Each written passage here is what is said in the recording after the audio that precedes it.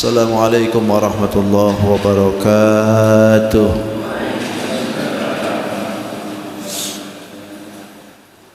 Bismillahirrahmanirrahim. Alhamdulillahi rabbil alamin. Wa bihi nasta'inu ala umuri dunya waddin. Wassalatu wassalamu ala asyrafil anbiya'i wal mursalin sayyidina wa maulana Muhammadin al-amin. Allahumma salli wa sallim wa barik ala hadha an-nabiyil karim wa ala alihi wa ashabihi wa tabi'ina lahum ajma'in. Amma ba'du, qala rabbi shrah li sadri wa yassir li amri wahlul 'uqdatam min lisani yafqahu qawli.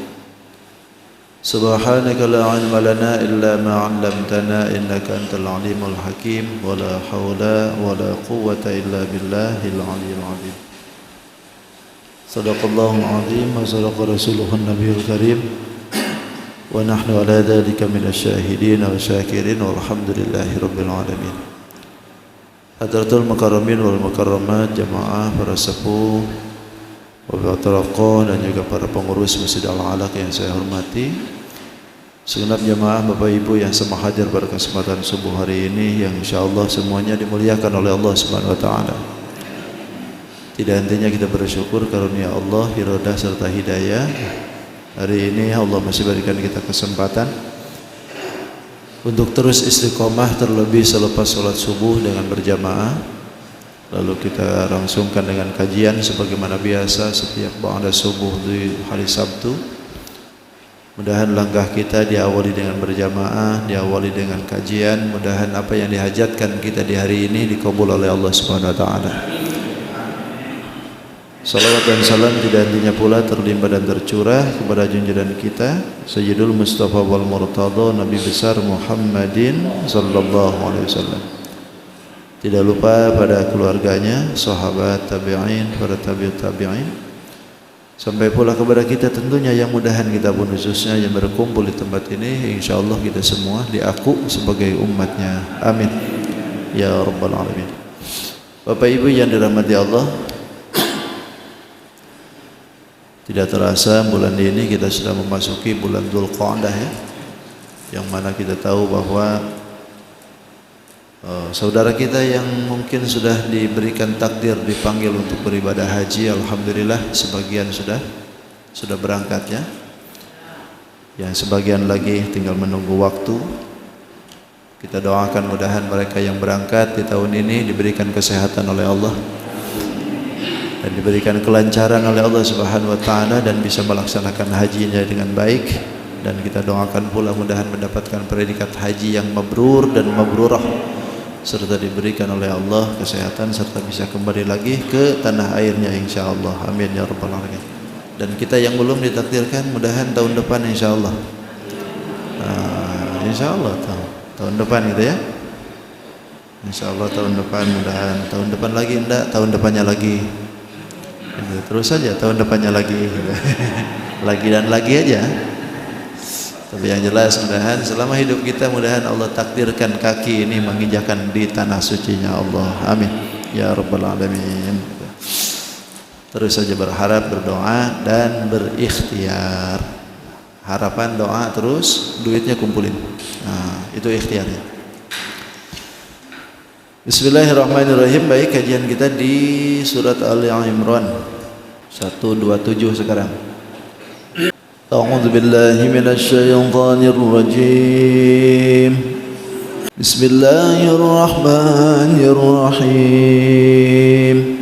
Liyaqta'a tarafan minal ladzina kafaru aw yakhbitahum fayanqalibu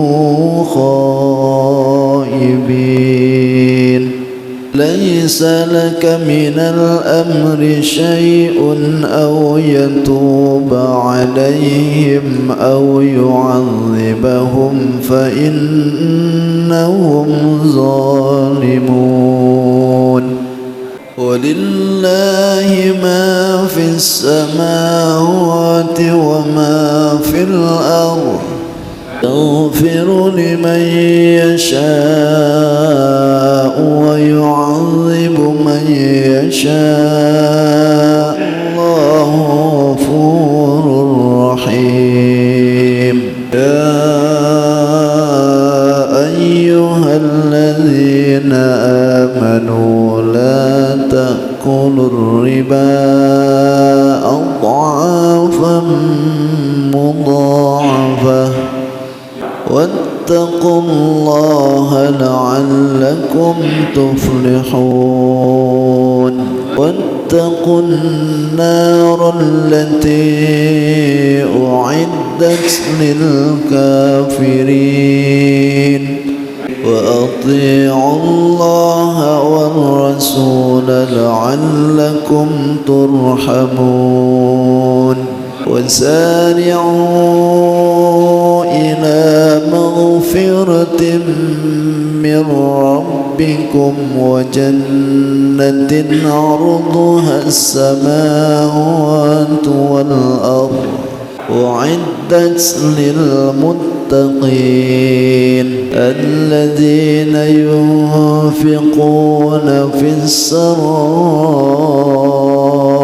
والضراء والكاظمين الغيظ والعافين عن الناس الله يحب المحسنين. الله العظيم وصدق رسوله النبي الكريم ونحن على ذلك من الشاكرين والحمد لله رب العالمين.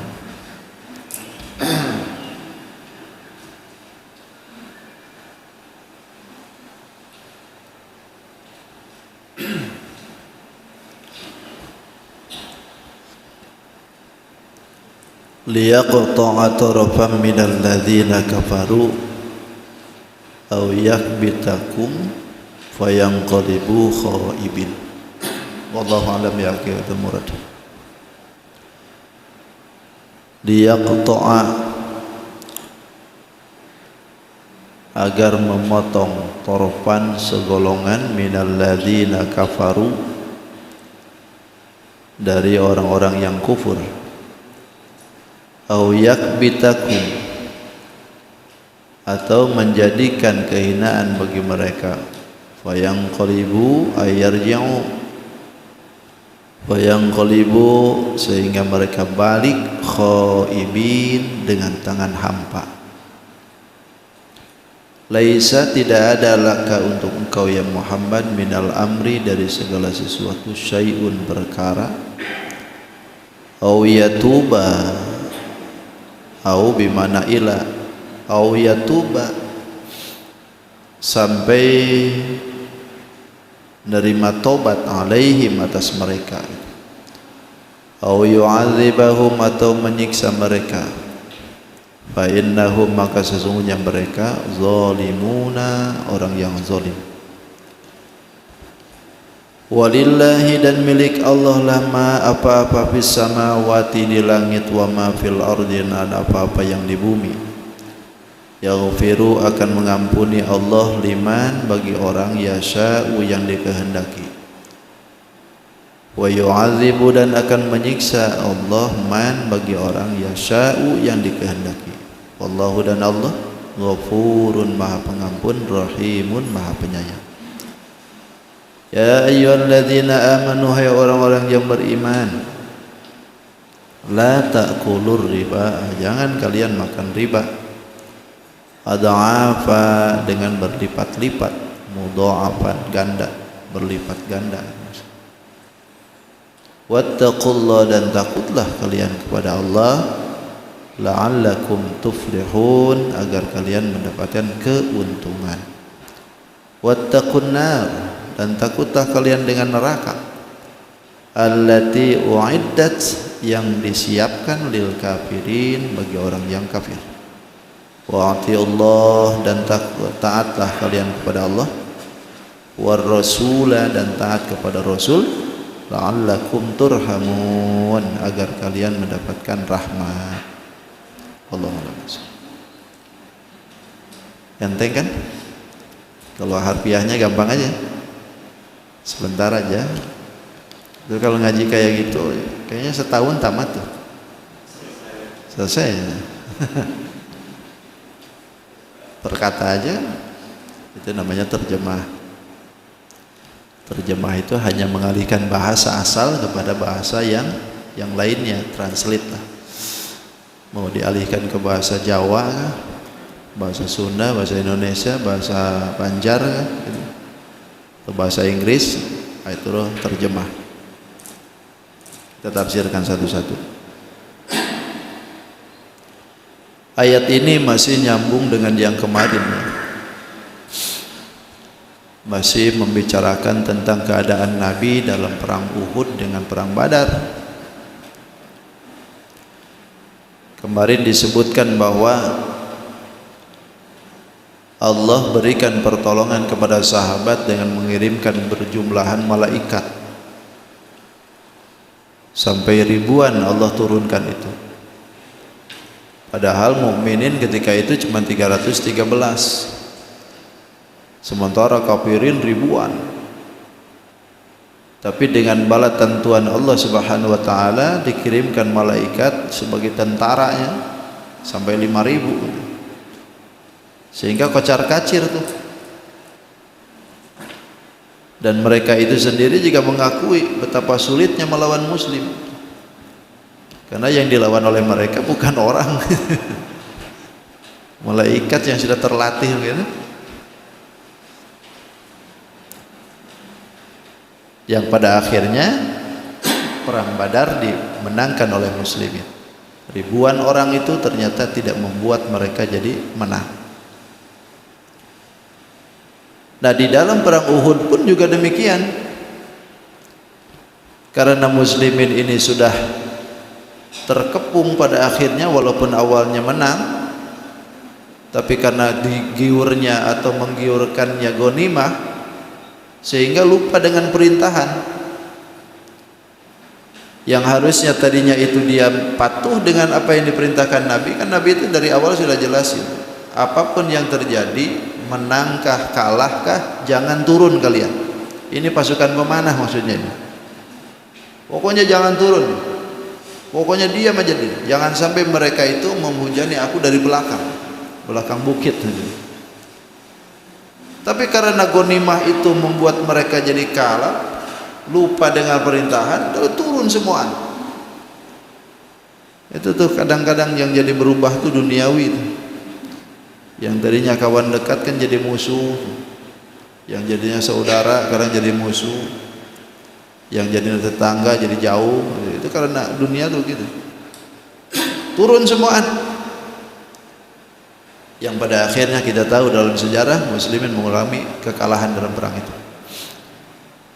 Nah, ketika itu pun juga dibantu tuh, ketika muslim sudah begitu terdesaknya sehingga Nabi pun harus mengalami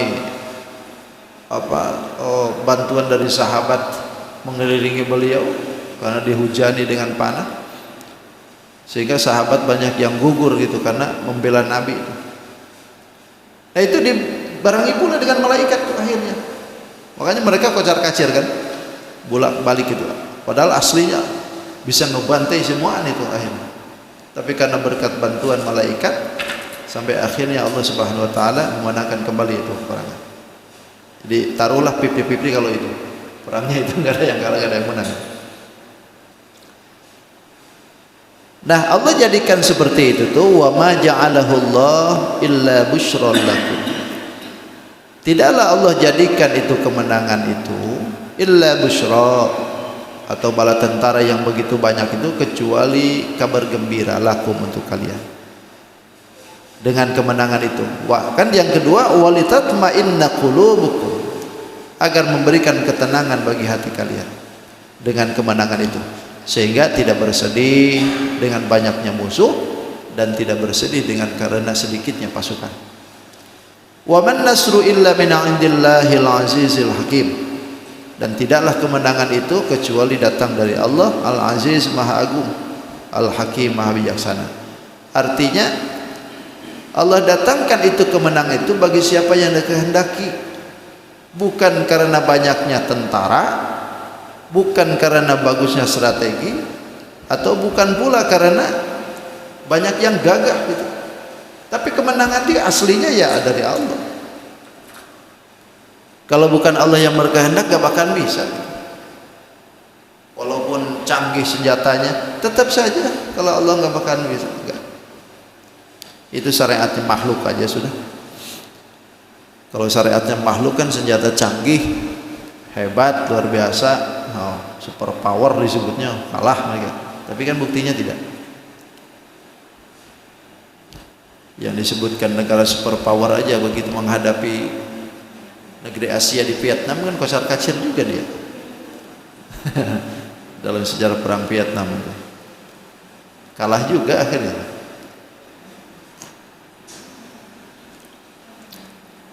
Karena sulit juga senjata modern yang sekarang diadain itu, kalau targetnya di Timur Tengah mungkin bisa.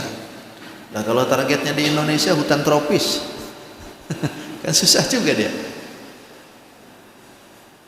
Makanya sehebat apapun itu senjatanya, kalau dibawa perang di hutan selesai nih.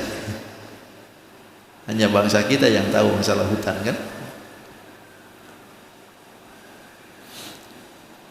Lalu selanjutnya liyaqta'a tarafan minal ladzina kafaru. Tujuan Allah Subhanahu wa taala memberikan bala bantuan seperti itu tuh liyaqta'a, agar memotong, memutus, membinasakan gitu. Tarafan, satu golongan minal ladzina kafaru, dari orang-orang yang kufur. Jadi tujuannya Allah berikan bala tentara-tentara yang terbuat dari malaikat itu sebetulnya untuk memotong tali kekufurannya mereka gitu. Karena kalau nggak digituin terus-terusan nanti. Maka ini salah satu bukti ya, setiap kebatilan itu pasti ujung-ujungnya akan binasa. Ujungnya pasti binasa. Walaupun bertahun-tahun dia berkuasa dengan kebatilan itu, tapi pada akhirnya toh bakal ada yang menghancurkan itu. Dan yang menghancurkan itu nggak lama-lama. Kalau membina kebatilannya lama tuh, tapi ketika menghancurkannya itu sebentar aja tuh, memotongnya itu sebentar. 13 tahun Nabi di Mekah tidak ada perkembangan kan. Hijrah ke Madinah baru 2 tahun di Madinah sudah hancur kacar-kacir kan pasukannya. 8 tahun kemudian terebut kembali itu kota Mekah, padahal bangunan kebatilannya sudah 13 tahun mereka, bahkan lebih jauh daripada itu asalnya, tapi dihancurkan cuma hanya beberapa tahun saja. Atau lihatin dalam sejarahnya Indonesia ini kan 350 tahun dijajah sama Belanda kan? Tapi ketika dilawan habis-habisannya kan dari tahun 1945an tuh, habis-habis berapa tahun aja tuh kekompakan yang disemangati oleh para jihadnya para ulama pada waktu itu, sampai akhirnya yang ratusan tahun mereka bina itu hancur juga. Uni Soviet juga begitu, berapa ratus tahun mereka menguasai benua Eropa itu, tapi dalam waktunya sebentar saja. Nah itulah maksudnya. Dan itu sunatullah ya, ketika kebatilan itu sudah memuncak, itu pasti ada orang yang akan diberikan oleh Allah Subhanahu wa taala untuk kekuasaan untuk menghancurkan dari kebatilan. Itu sudah pasti itu. Dan setiap masa itu pasti ada begitu nanti. Sekarang misalkan Israel merajalela terus-terusan sampai sudah berapa puluh tahun, hampir 50 tahunan ya, menduduki itu. Tapi tetap saja dia nggak bisa merebut juga kan. Padahal secanggih apapun itu tentaranya. Toh pada akhirnya nanti mereka itu akan dikalahkan dengan satu orang saja. Imam Mahdi itu kan hanya bakal dikalahkan dengan satu masanya itu. bentar saja nanti kalahnya. Padahal pembinaan kebatilannya sudah berapa puluh tahun sudah. Tapi suatu saat nanti akan hancur juga nih. Jadi inilah yang dibuktikan oleh Allah. Jadi diberikan peperangan seperti itu liyaqta'a tarafan minal ladzina kafaru, untuk membinasakan mereka, memotong kekufuran-kekufuran mereka, imma dengan perang atau dengan ditawan. Makanya Israel itu disebutkan dalam sejarah nanti bahwa walaupun mereka itu sembunyi di kolong batu sekalipun, itu batunya ngomong nanti. Mesti harus dimatikan dia. Kecuali yang berlindung di pohon gorkot ya. Itu pohon gorkot itu salah satu temannya mereka. Makanya mereka tahu Nabi Muhammad ini benar ngomongnya. Karena mereka itu tahu Nabi Muhammad benar ngomong bahwa pohon gorkot ditanam sama mereka sekarang. Diperbanyak sama mereka pohon itu. Percaya sebenarnya dia dengan Nabi Muhammad itu. Cuman masalahnya gak iman. Percaya doang itu, imannya gak mau. Sampai ada di zaman Nabi itu ada yang minta ampunan ke Allah Subhanahu wa taala tapi tidak mau ampun ke Nabi Muhammad. Ke Allahnya mau dia.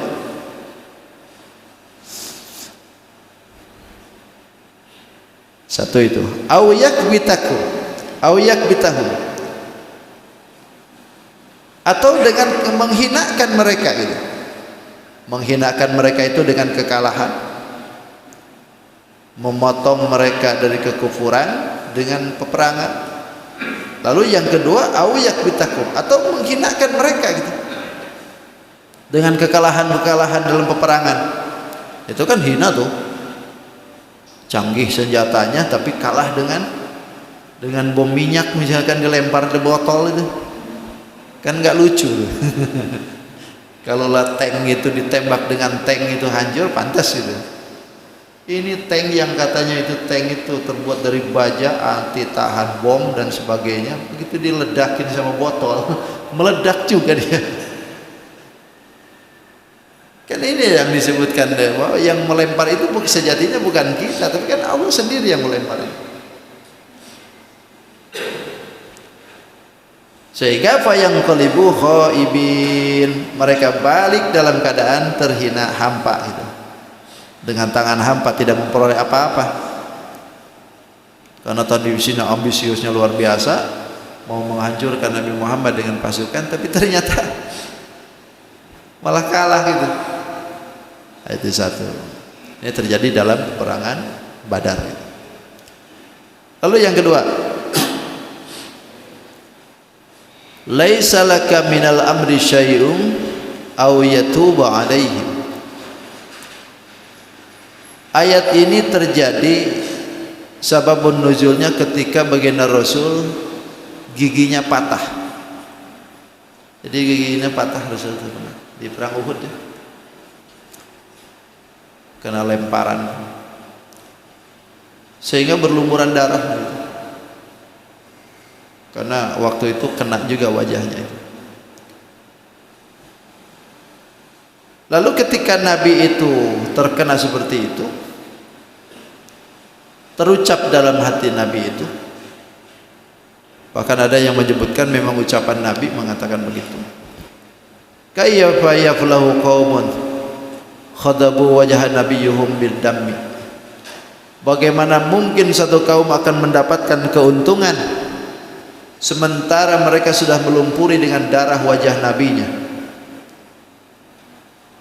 Jadi bagaimana mungkin orang itu, kaum itu akan mendapatkan keuntungan kata Nabi atau keselamatan sementara mereka berani melumuri wajah Nabi dengan darah. Nah ini sehingga terucap kalimat dari Nabi ini seolah-olah menghukum mereka gitu. Atau dalam tafsiran lain disebutkan bahwa Nabi itu mau ngazam. Ngazam berarti ngazam itu mau gitu. Kalau niat kan praktek sudah dengan niatnya langsung. Kalau ini ngazam, mau berdoa untuk mereka dengan doa yang tadi itu, dengan membinasakan mereka gitu.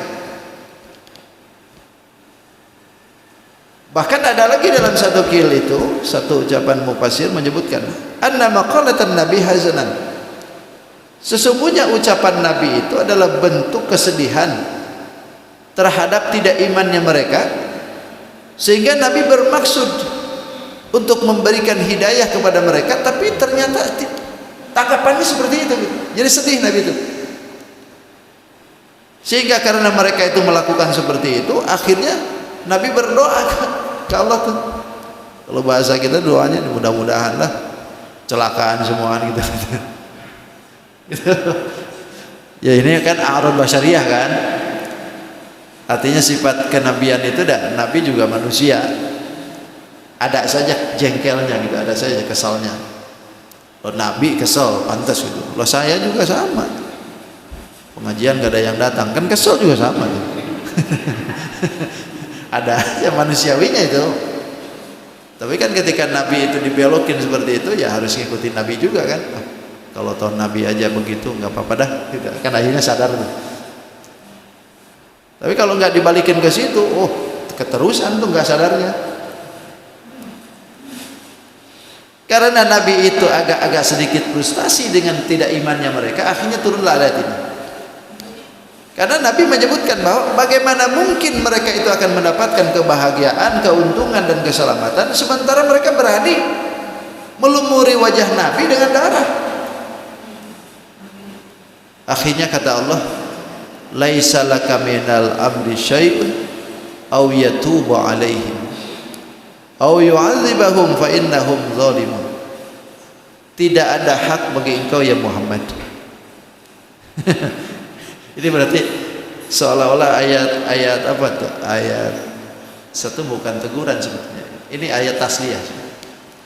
Ayat menyenangkan hati Nabi gitu, supaya Nabi itu tidak sedih. Tidak apa? Ya tidak sedih lah gitu. Ketika digituin oleh musyrikin itu, jangan sedih dah. Karena laisa laka, tidak ada hak bagi engkau ya Muhammad. Minal amri syai'un, dari segala sesuatunya itu. Artinya minal amri syai'un itu segala sesuatu itu nabi menghukumi sendiri gitu. Enggak ada hak bagi engkau ya Muhammad. Tetap bersabarlah. Aw yatuba alaihim, aw bimana ila, atau sampai menerima tobatnya dari mereka. Tidak ada hak bagi mereka, bagi engkau ya Muhammad, mereka itu harus tobat lalu masuk muslim semua. Enggak ada hak gitu. Berarti yang hak itu siapa? Allah maksudnya gitu. Jadi ketika Nabi Muhammad itu mengatakan demikian, itu jangan begitu gitu kata Allah. Jangan ngomong begitu. Karena tugas Nabi Muhammad itu bukan untuk mengarahkan itu. Sehingga dalam ayat lain kan disebutkan innaka la tahdi man ahbabta walakinallaha yahdi man yasha. Sesungguhnya engkau ya Muhammad tidak akan bisa menunjukkan kepada orang yang kau kehendaki, siapapun itu, walaupun itu adalah kekasihmu gitu, orang-orang terdekat, walakinallaha yahdi may yasha, tetapi Allah lah yang memberikan hidayah kepada yang dikehendaki. Ayat tasliyah itu menyenangkan hati Nabi. Aw yu'adzibahum, atau yang ketiga engkau siksa mereka. Tidak ada hak macam begitu gitu. Fa innahum zalimun, maka sesungguhnya mereka itu memang zalim itu, karena kekufurannya mereka itu zalim. Makanya peringkat seperti ini tuh imannya para nabi, imannya sahabat itu jauh di atas rata-rata daripada kita. Mereka itu kenal betul dengan ayat-ayat Allah tuh. Bahkan paham betul dengan tujuannya itu. Kalau nabi toh pastilah. Ini sahabat aja. Sahabat itu kenal betul dengan ayat-ayat seperti ini. Sehingga karena Allah Subhanahu wa taala yang punya hak prerogatif untuk masalah hidayah, sehingga Sayyidina Ali pernah mengalami tuh. Ketika dalam satu peperangan itu sudah dimenangkan oleh Sayyidina Ali. Pertarungan itu sendiri sudah dimenangkan oleh Sayyidina Ali. Tapi ketika Sayyidina Ali itu mau menghunuskan pedang ke dia meludahi wajah Sayyidina Ali. Diludahinya wajahnya. Lalu seketika itu kalau bahasa kita itu tinggal tancap aja gitu pedang itu. Ini nggak jadi, nggak jadi tuh. Sampai akhirnya orang itu nanya, "Wahai Amirul Mukminin, kenapa engkau nggak jadi? Kenapa kau nggak jadi tebaskan pedangmu?" Kata Amirul Mukminin, "Karena kau meludahi aku." Lantas apa hubungannya dengan meludahi? Karena aku, kalau aku tebas kau, aku khawatir bahwa aku menebasmu lantaran kau meludahi aku, bukan karena Allahnya. Coba. Jadi karena dia meludahi Sayyidina Ali, akhirnya marah gitu. Kemarahan itu sampai akhirnya ditebaskan pedang. Nah, nebasnya pedang itu khawatir bukan karena lillah, tapi karena diludahi. Itu maksudnya toh? Akhirnya nggak jadi itu. Lah kalau kita, Bang, sudah keselnya minta ampun, siksa dah. Apalagi diludahin macam begitu kan, makin sadis saja tuh. Sahabat itu sampai begitu tuh. Karena mengingat ayat-ayat Allah seperti ini, laisa laka, tidak ada hak bagi engkau minal amri syai', dari segala sesuatu itu. Atau sehingga au yatuba alaihim, sampai mereka mau taubat gitu balik ke Allah, dipaksa oleh kita. Enggak. Tidak begitu gitu. Itu tingkatan sahabat, Bang. Duh, makanya pantas kata Nabi, andaikan seluruh imannya umat akhir zaman itu dikumpulkan dibandingkan dengan imannya sahabat satu saja, Sayyidina Abu Bakar, nggak ada bandingnya, nggak ada bandingnya. Kita umat akhir zaman iman memang ke Nabi, tapi imannya kita ini jauh banget dengan Nabi, dengan sahabat jauh, sampai seperti itu tuh sahabat. Itu kalau dulu bisa dilihatin seperti itu. Kalau sekarang ini kan nggak bisa lihat. Pokoknya dari jauh musuh tembak aja. Au yu'adzibahum, atau menyiksa mereka juga sama.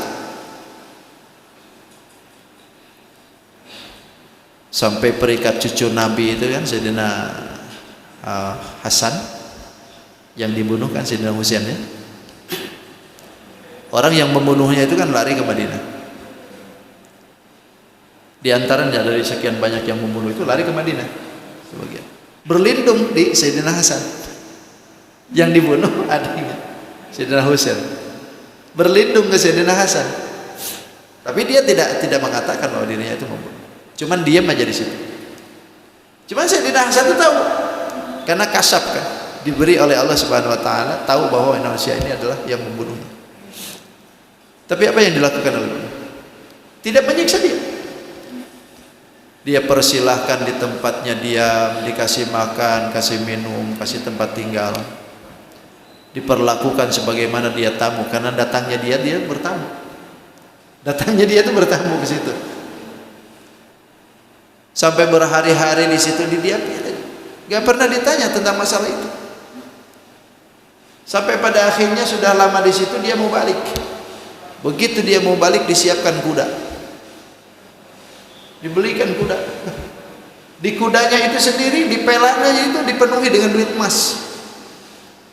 Begitu dia naik ke kudanya, lalu orang yang membunuh ini bertanya kepada Sayyidina Hasan, "Wahai Tuhan, apakah Tuhan nggak tahu dengan aku?" Sayyidina Hasan, "Tahu. Aku tahu kau siapa.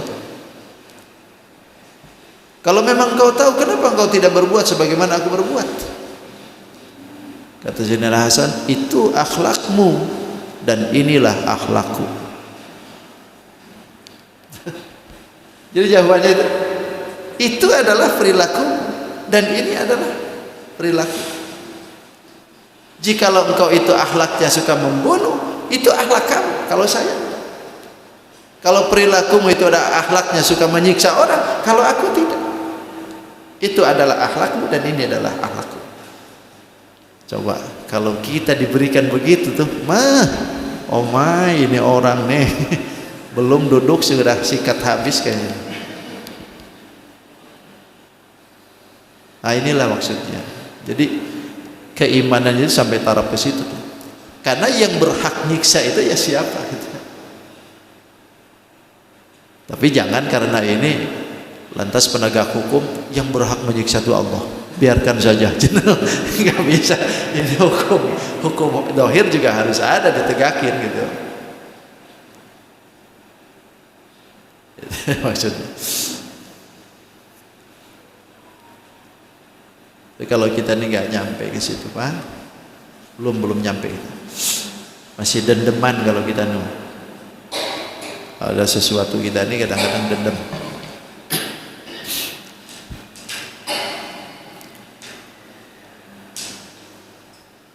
Bahkan di dalam ayat lain menyebutkan bahwa Nabi ini pernah menyuruh sahabat 70 orang. 70 orang Nabi menyuruh ke sahabat untuk datang ke Bi'ru Ma'unah, sumur Ma'unah disebutnya. Sumur Ma'unah itu ada sumur antara Mekah dengan daerah Aspan, perbatasan Yaman. Ada sumur Ma'unah disebut. Nah, sahabat-sahabat ini diutus ke 70 orang ke situ. Untuk apa datang ke situ? Itu untuk ngajarin Quran maksudnya.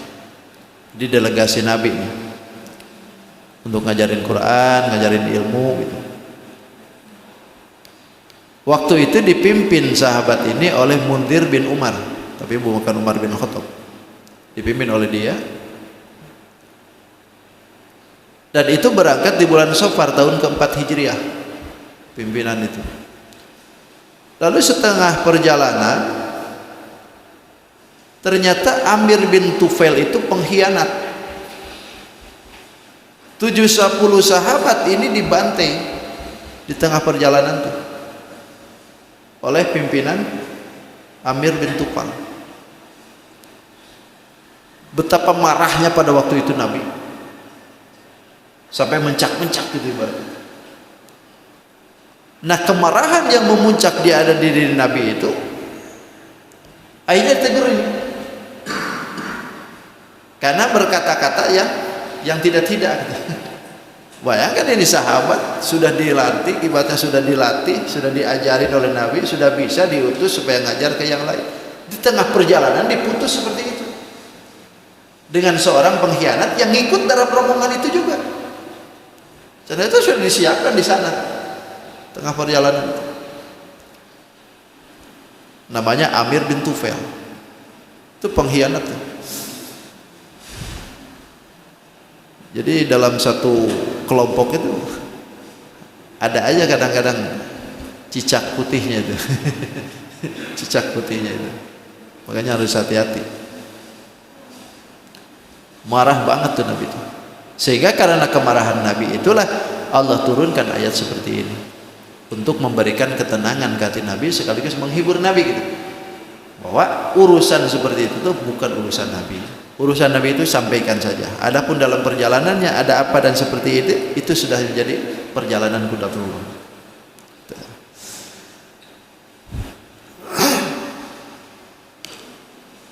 Nah, ini disebutkan laisa laka minal amri syai'un, itu berarti la tamliku lahum naf'a fataslihuhum wala darram fatahlikuhum. Artinya tidak ada hak kepemilikan untuk memberikan kemaslahatan, kemanfaatan sehingga engkau bisa memaslahatkan mereka, atau barangkali tidak bisa memudaratkan sehingga membinasakan mereka gitu. Laisa laka bihi ilm. Kalau Nabi ada kemanfaatan misalkan untuk mereka, Nabi tidak bisa memberikan kemaslahatan itu juga. Kalau toh Nabi itu ada memadaratkan untuk mereka, Nabi sendiri pun tidak bisa membinasakan mereka. Tidak seperti itu. Ini berarti nafinya daripada ayat ini mengadakan atau mentiadakan mereka itu urusan Allah. Menjadikan mereka iman atau tidak itu bukan urusan Nabi Muhammad. Itu berarti dari segi petunjuk. Adapun dilalah dengan syafaat, misalkan syafaat dan memberikan syafaat, itu memang Allah jadikan adanya pintunya di Nabi. Dilalah petunjuk, dilalah syafaat dan memberi syafaat, itu memang kuncinya ada di Nabi, kuncinya. Tapi adapun untuk menjadikan, nah itu adanya di Allah. Itu jadi macam para orang-orang soleh nunjukin ke kita jalannya agama tuh kayak gini, itu ada di mana. Atau memberikan syafaat nanti di yaumil kiamah, sama orang soleh juga begitu. Tapi untuk menjadikan kita jadi hidayah semua kan enggak ada, itu enggak boleh. Itu berarti faman za'ama anna nabiyya ka hadin nas la yamliku syai'an aslan wala nafu bihi la zahiran wala batinan wa huwa kafir khasirud dunya wal akhirah. Dalam keterangan ini menyebutkan siapa orang yang mengira Nabi Muhammad itu kayak kebanyakan manusia yang lain, tidak memiliki sesuatu apapun, satu pun, tidak memberikan kemanfaatan zahiran wa batinan, wa huwa kafir, maka dia termasuk golongan kafir, rugi dunia dan akhirat. Kalau kita mengira Nabi Muhammad itu tidak memberikan manfaat sesuatu apapun, zahiran wa batinan, tetap ada manfaatnya Nabi Muhammad. Karena menunjukkan di sini istilah dalilnya itu dhalalun mubin. Itu. Terakhir, lillahi ma fis samawati wa ma fil ardh. Milik Allah lah apa yang di langit dan apa yang di bumi. Yaghfiru liman yasha. Allah ampuni bagi siapa yang dikehendaki. Wa yu'adzibu man yasha, dan Allah siksa bagi siapa yang dikehendaki. Wallahu ghafurun, dan Allah Maha Pengampun, Rahimun, Maha Penyayang. Jadi kalau semua ini milik Allah, jadi semua kembali kepada Allah. Allah yang berhak memberikan ampunan kepada siapa yang dikehendaki. Makanya kita sebagai makhluk itu tidak berhak untuk menghakimi orang. Semasih dia ada pintu hidayah di dalamnya, doakan saja hidayah. Apalagi yang sudah muslim, masa yang sudah muslim dikafirkan gitu. Lo yang kafir aja didoain hidayah, ini yang sudah dapat hidayah masa dikafirkan? Ngeri-ngeri itu kalau di media itu, ya Allah, lantaran gara-gara musik rame itu sampai dikafirkan orang. Itu yang mengkafirkan orang gara-gara hukum musik itu, saya pengen tahu dia punya handphone apa enggak ya. Kalau punya handphone berarti harus dihilangkan musiknya. Nah, itulah. Jadi jangan dikit-dikit kafir, jangan. Itu bukan urusan. Doakan saja hidayah. Sekalipun mereka itu ahli durhaka, doakan saja mereka dapat hidayah. Itu aja. Ya cukup sudah. Terima kasih. Jazakallahu khair. Barakallah. Insyaallah kita ketemu lagi di lain hari dan kesempatan yang akan datang. Hadanallah wa iyyakum ajmain. Assalamualaikum warahmatullahi wabarakatuh. Allahumma arhamna bil Qur'an waj'al